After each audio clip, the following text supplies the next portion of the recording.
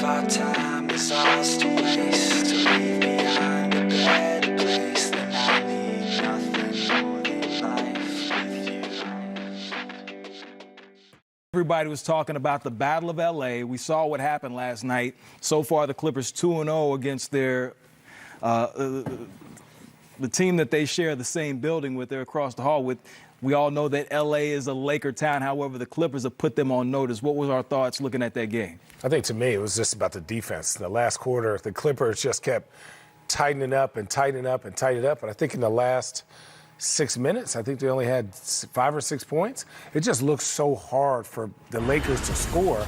But the Clippers defense, they were getting out, they were getting steals. And look at this, everyone's staying at home and leaving Pat Bev on arguably the best player in the NBA right now, regardless of his injury or not, is a lot of trust and belief in Pat Bev. Well, for me, it was the defense. I will agree with you. But I think on the Lakers' offensive side, Kenny, Channing, and Rowe, they quit playing big.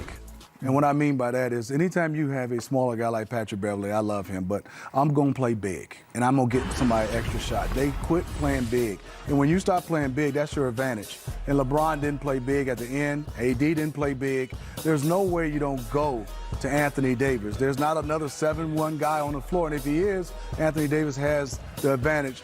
And to me, there was another 7-footer, but he was on the Lakers too. Yeah, he was.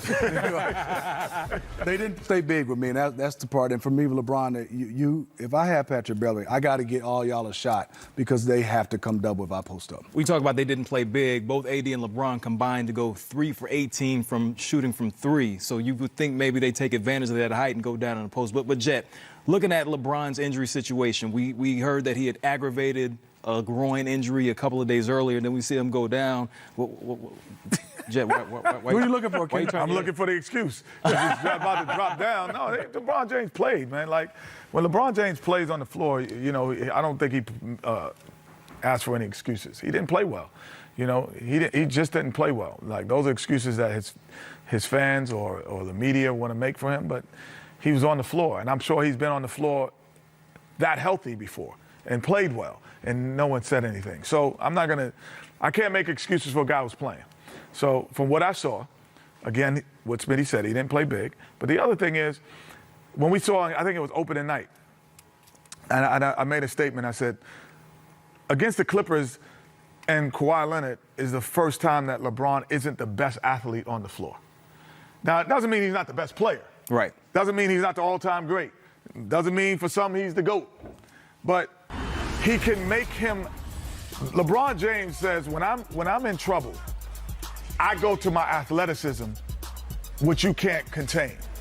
But against this team, going to his athleticism doesn't make him better.